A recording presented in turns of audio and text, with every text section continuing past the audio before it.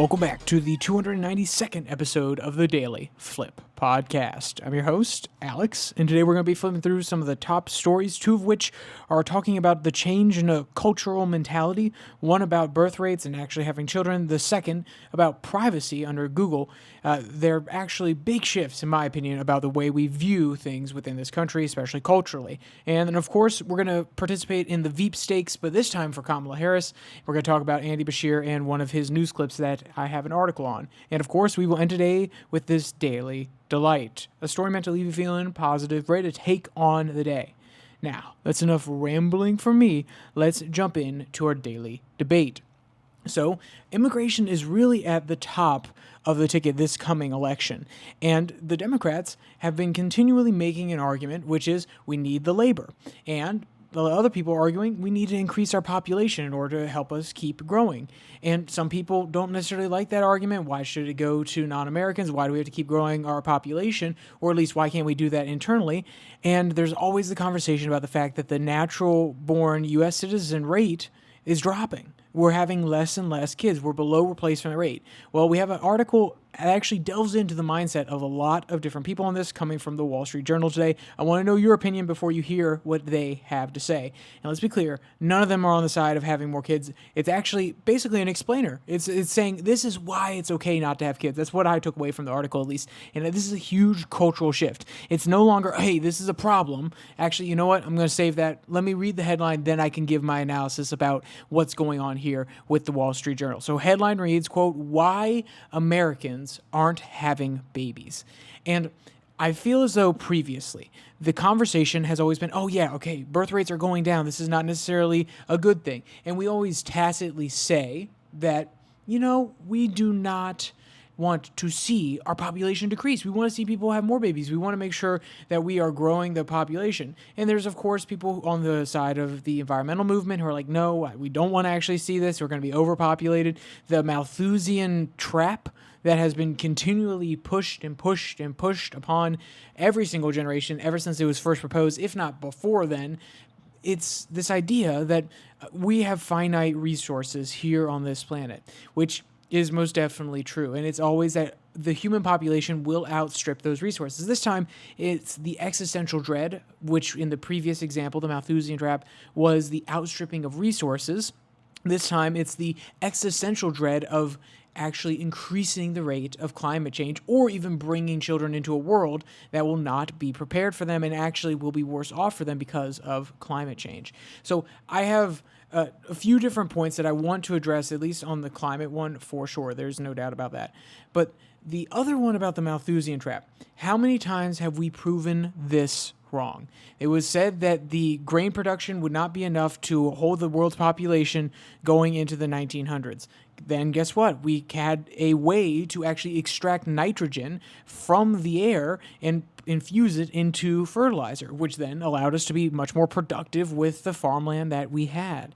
So we see these sort of innovations that actually change the standards, because the Malthusian equation is always based on what we have now, projections of the future in the population sense, but not necessarily in the innovation sense. Because you could even account for all the land, if you're saying there's not going to be enough arable farmland in the world in order to support this population, you have the idea, or at least some semblance of what the population growth has been in the past, and you can extrapolate into the future. Fair enough. So that is something that you can actually predict kind of well, even though it's a little bit more exponential than just straight line math. But that's something that we can at least say, okay, you can give a prediction here. And you could even say that let's give every single piece of arable land. We eventually are all living on stilts, and every single cubic acre of land that is actually able to produce crops is producing crops. You could technically make that calculation. The thing that never gets included in this calculation, in this formula, is the fact that there is innovation, because we don't know in 20 years if we'll have a new fertilizer that allows us to use that same cubic acre that would have been producing 100 bushels of grain now could actually produce 150 bushels of grain in the future. And that changes the math equation. So it takes everything at a constant, meaning that all things hold equal essentially, or at least the change in the human growth rate holds the same, because you would argue, well, that's not the same human population when you're trying to actually figure out whether or not you'll be able to sustain a population on the resources that you have. Just like how we've been able to make more than just lithium batteries, but now we're starting to make cobalt batteries. As we learn more, as we test more, as we actually use up more of these resources, we force ourselves into a situation where we have to adapt. Now, the question of whether you want to force yourself into adapting, yeah, maybe you don't. But do you want to stagnate? Do you want to completely stop? No, and that is what is happening here when we decide not to continue having children. When we say that, no, the future is so abysmal, and this is not everybody in this article, but there are definitely a few people in this article, and it is a widespread, even I at one point in my life had said that I don't want to bring a child into this world with the economic actually, because I was at that point, I was not loving the Fed and the economic system within the United States, but also with the ecological damage that we are doing and how crazy this world is. I don't want to bring a kid into that. Even I fell for that.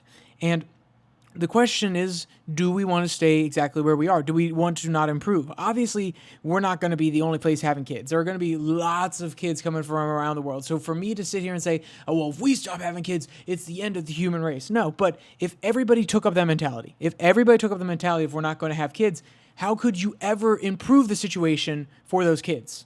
So do you understand what I mean by that? Which is, you say, oh, the situation is terrible. We don't want to have kids because we don't want to force them into it. But you're also not giving birth to the generation, to the people who have access to more information now than ever before, who are continually getting smarter because of the internet, because of our advanced knowledge in all these different areas, who would actually be able to innovate as we have more years upon years of research. Because guess what?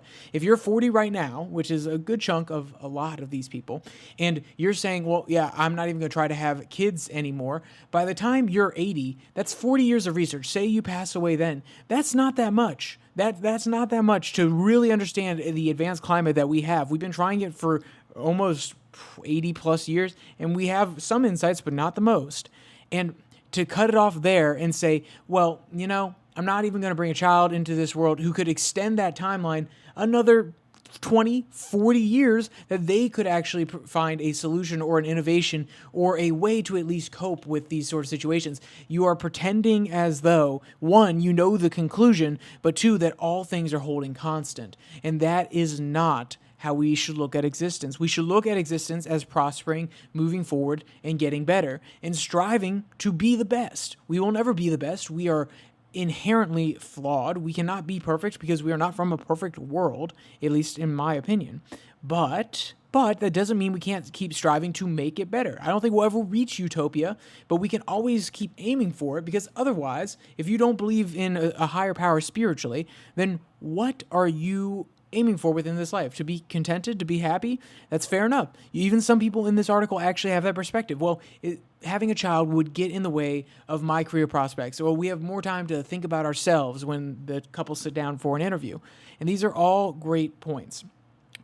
It begs the question, though, what is your meaning?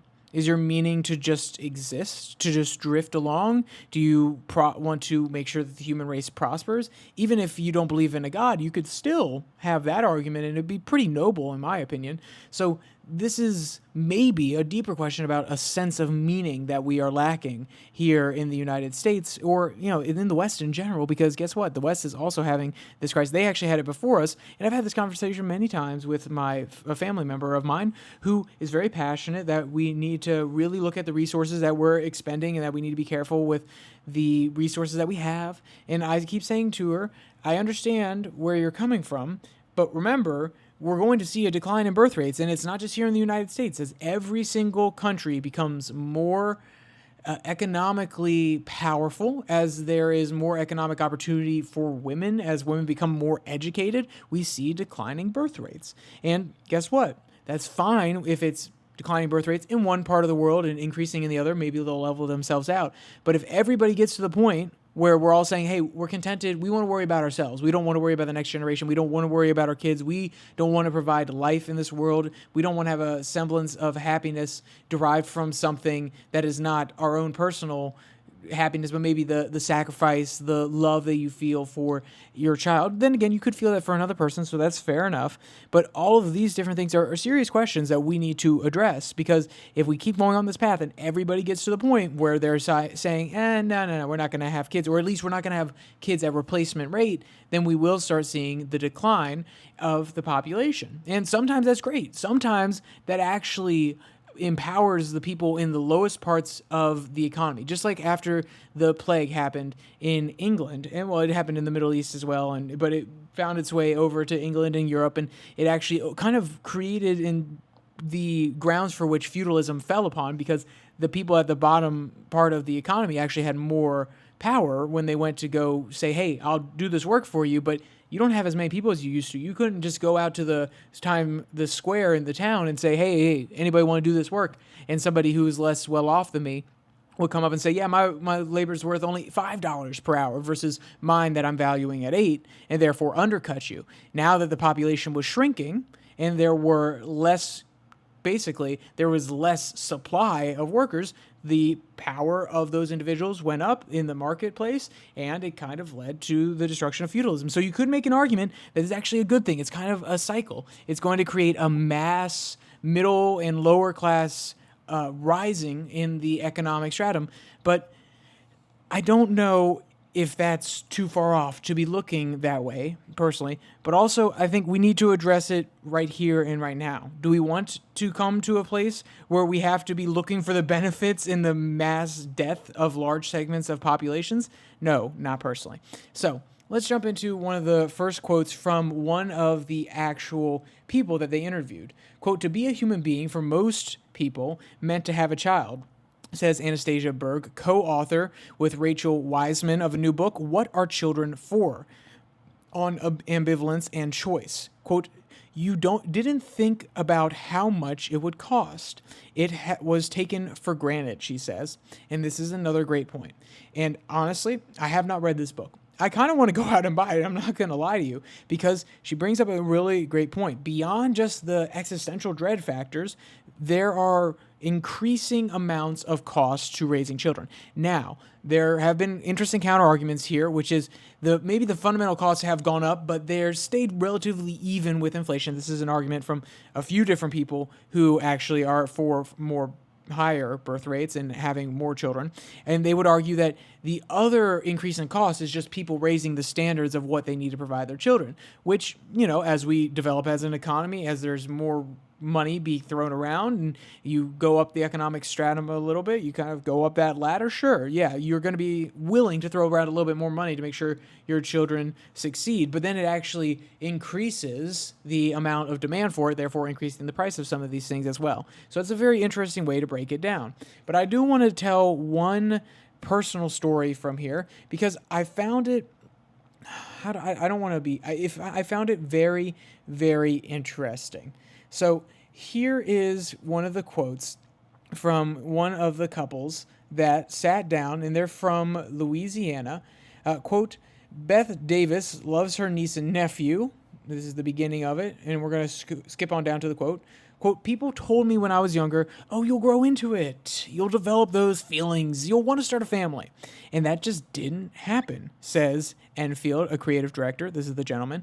"They moved to New Orleans a year ago in search of the city's joie de vivre and other childless millennials. With a combined income of $280,000, the couple is able to put about $4,500 a month towards what they hope will be a mid-50s retirement. Another $2,600 pays rent on a sprawling Creole townhouse. The remaining $8,000 or so, much of which they assume would have been eaten up by children rearing, goes primarily toward their lives." And it's a very, how should I say? It's a very me-centric way of looking at it. And they even say that, which is, we want to focus on ourselves. We want to be able to give more love to each other. And that's honorable. That really is. And if you can be contented and happy with each other, great. But I don't know if this is a long-term path towards a happy nation. one that is so focused on its current existence, on its own prospering, and not looking towards the future. Because not only is that not good culturally in general, in my opinion, I'll give you specifics. If you're a nation that's worried about your own survival in the now and you're not worried about the future, are you building companies that will succeed now and give you your paycheck until you're gone? Are you building companies that you can pass off to your children? Are you building economic structures that will actually benefit your children, your grandchildren? Basically, children, grandchildren, these ties that bind us to the nation, because guess what? Are you going to leave, if you genuinely care about your child, are you going to leave the house that you have in the worst position possible? Or are you going to leave it with $100,000 of line of credit taken out on the mortgage? So basically, when your child sells it because you pass away, they get nothing of it. You're going to try to be as responsible as possible. Obviously, people are put in hard situations, but if you can, you're probably not going to do that because you want your children to be better off than you were. You want them to be able to succeed. And being invested in the future of this nation, it can happen without. If you love the ideals of this country, you can be invested in this country without children. I can tell you now, children are an easier mechanism to get there because, like I said, if you want your child to actually have a stable home, you're going to be out there either working your butt off to prepare them to change their home and make it stable, or you're going to be out there working your butt off to keep it a stable place so that they can grow up happy, healthy, and maybe even be better off than you.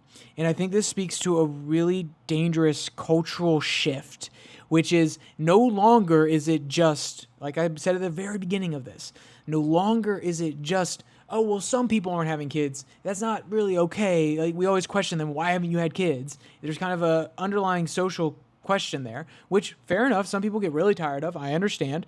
And you have to, pass that off. And I think we should have a social standard of some degree to have kids if you're fully capable of having them. Then the other question, it's shifted from that, which is, oh, why don't you have kids? The standard is to have kids, to giving people a free pass to not have kids. And honestly, I'll be 100% frank. If 25% of the population could not have kids, and then 75% of the 25% of the population that genuinely feel like they're not cut out to have kids and they don't want to have kids, great. But the other 75% could make up for it. That'd be 100%. As long as we're above replacement rate as a whole, as a nation, sounds good to me. I would love to be well above it, but at least we have to start there. But the fact is that the other 75% is still having at replacement rate or even maybe less than that. I mean, I'm an only child. I am a great example of this. My parents, there were two of them. That's how making a baby works. So if you didn't know at this point, I'm sorry. I'm so sorry that you're just learning now, but it takes two people. And I'm just one. Guess what? That means that they did not replace the amount of bodies that they will be taking from this earth when they pass away. God forbid, please make it a long time from now. But the point being, if we keep having situations like that where we have only children, and trust me, I begged for other siblings when I was younger, then we're going to have a place where we could have to come to a place where we're either importing all the people to ensure our growth economically, even though there are other ways to do it. The most basic way is to bring in more productive labor and increase productivity. The ways of increasing productivity are harder, but at least bringing in the labor to actually fulfill the jobs is one way to do it. And if we don't keep doing that, which some people want to shut that down, we have a very, very, how should I say, it's a very clear, very, very clear path forward when talking about the message from the right, which is shutting down the borders. And that's great. Shut down the borders if you think that's a way to solve XYZ problem. I'm not going to make a policy prescription on this one, but you're saying shut down the borders and you're saying, well, we're bringing in too many people from outside countries, and then trying to make the argument that we need to have more people within this country. And yes, I understand where you're coming from. Natural-born American citizens. Great. How about we get to the place where we actually can have enough natural-born American citizens and then do that? Then again, the counter-argument, which I think is a very valid counter-argument, I actually kind of subscribe to this one myself, would be something to the effect of, well, if you if you continue to enable the behavior, if you continue to bring people in until people actually get to replacement rate because they realize, okay, this is something we want to do in the future and we don't want to see the birth rate of our nation decline and therefore the economic power of our nation decline so heavily, then you have to actually kind of bring them to an abrupt moment, because it has to be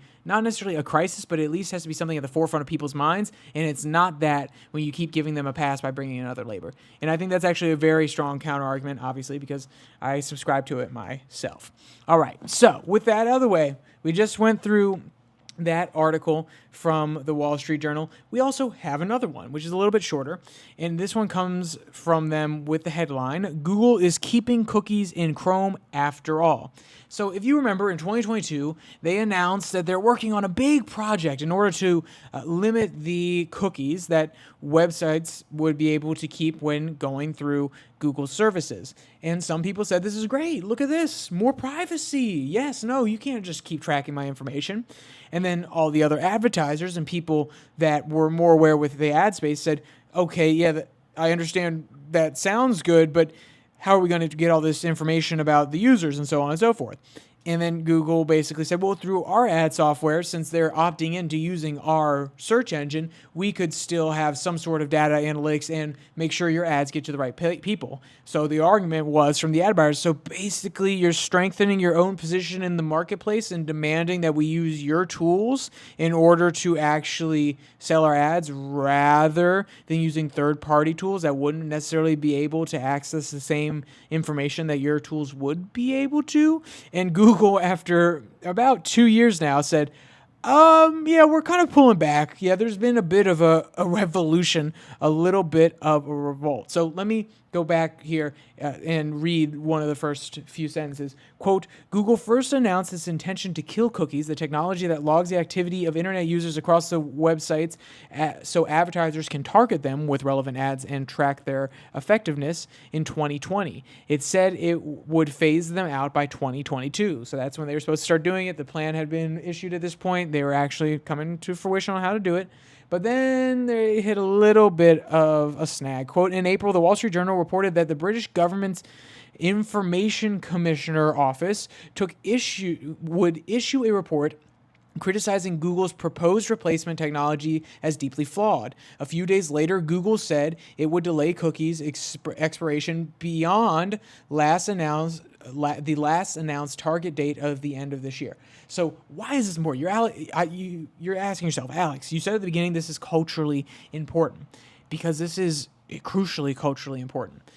Not many people realize the amount of private data that we give up. And even if they do acknowledge it, they kind of hand wave. Oh, yeah, Google's taking my information here. They're selling my information here. Oh, yeah, I said something the other day and it popped up in my Amazon feed. Oh, it's just Google doing Google. They're just messing around. You know how Google is. And this move, which really went underneath the radar, was an actual move ahead. There was obviously some people out there advocating for it for a long time, but the mass public really didn't care. They were not aware of this. And this was Google jumping ahead and saying, hey, this is something of the future that we want to care about. And also, it was a shrewd business plan on their part because it would make people more reliant on their services. And then the advertisers, the people, and it's very interesting here. Remember, advertisers and the firms that actually sell these ads through Google, use the Google tools and third-party tools, all of these are actually built on top of the infrastructure that Google created. And, well, I say that, Google, DARPANET, all these very beginning browsers created, which is free but AdSense. So Google actually created this own system in order to benefit so that you could go on there for free and then they could still make money off of it. And now there are so many people financially dependent on it that they can't even change it for the betterment of the people who the service is meant for. They can't even do it to protect our data as customers. This is huge. This really does show that we as customers have to revolt just as loud, just as violently as the people who are on the ad agency side. And I advise you, I beg you, download something like a DuckDuckGo as an extension for your Chrome. Download something like a Brave. Make sure you double check the vetting. You vet all of these. You may think, oh, Opera. Opera's technically owned by a Chinese company now, so they could actually take your data into China. Technically, they say they don't, but technically they could, because every company that operates within China has to comply with the CCP. So there are a whole bunch of these other options out there that don't just send your data off to third parties, or at least you can make them. You can say, okay, yeah, you can send them to certain people, and then you can turn them off completely, and you can say, no, you can't send it anyway. Or even Brave. Brave says, actually, we'll pay you. We'll give you like little bits of cryptocurrency. I stopped actually checking my wallet there a long time ago. I probably should keep doing it, because honestly, I use that thing all the time now, and I would probably have a few little tokens that are saved up there. But then you can actually pay those companies in those tokens as well. So you get paid for your advertising dollars, and then you can just give it right back if you don't actually care about it and you don't want to redeem it. So these sort of options are out there, and we as consumers have to say to Google, if you won't do it yourselves, we've had a little bit of hope. We believed in the better angels. You proved us wrong. Now we're coming for you. Because at the end of the day, government coming in and saying we have a digital bill of rights, while I think it's an interesting solution, while I did an episode on it quite some time ago, how there are certain rights that we need to ensure that are in place when going into this new VR, AR world, we need to realize it's the government. The government's not going to be able to do everything, and we as consumers have to speak, because guess what? It's the money that's talking right now that's keeping Google from doing this, so we have to show them there's a little bit something else going on our end. There's a little bit more oomph in our buyer power, and not use them. Now, am I saying that's actually going to happen? Am I saying this podcast is going to deeply change that? No, because also this is posted on YouTube, which is owned by Google. So I understand there is a long way to go. But if you want to be a part of it, if you want to start the process, if you want to create the financial incentives outside of Google, maybe you should consider going and downloading some of these other places. Stop using Google for all the traffic that you can. I understand there are some things that just don't show up unless they're on Google,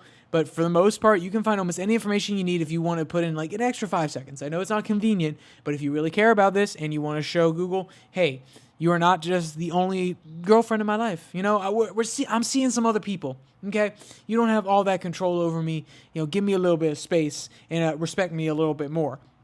Then there you go. And I don't think that's actually a way to go about dating. Please do not do that. Respect anybody that you're intimately involved with. But okay, that's enough on that one. Remember, we are the power that we want to see in the free market. Restrain your dollars, keep them from going to those places. Even get ad blockers, or get pop-up blockers, or get cookie blockers. Technically, cookie blockers are harder to do. Read every single cookie setting and try to turn them off so people can't just mine your data, and they can only use functional cookies, which even then are still mining your data to some degree. But, you know, at least limit what they can get from you and show them that, hey, we care and we're not just going to fall for the defaults that they set for us. So this is our last article that comes from, let me see here, the Daily Beast. The headline reads, Andy Beshar and Roy Cooper audition live to be Harris VP. And I'll be honest, I saw this video and I kind of giggled. I'm not going to lie. So Andy Beshar, for those of you who don't know, he's the governor of Kentucky. He's about 46-year-old. He is a blue governor in a state that voted red for Donald Trump, who had a supermajority of Republicans in the House and Senate. And basically, he tried to veto things, and they just kept overpowering him. So anything that actually happened during his first term, not anything. There are some things where he did approve it, but there's like two bills, I believe, 3 bills. I need to go back and double check that. It's been a while since I actually looked at the bills that he passed. But the point being, a lot of them just skipped right over him because of the overpowering of the veto by the supermajority in the Kentucky House and Senate. And guess what? He's going to take claim for it. He's going to say, oh, I did all these things, but all of them, most of them that couldn't be done through executive order, just went straight over him through the legislator operating in Kentucky. So don't believe that one. I lived in Kentucky. I was in the circles that were running around. I literally lived in the Capitol. Now, did I go over there and petition any people? No, I wasn't on the ground wearing a suit every day.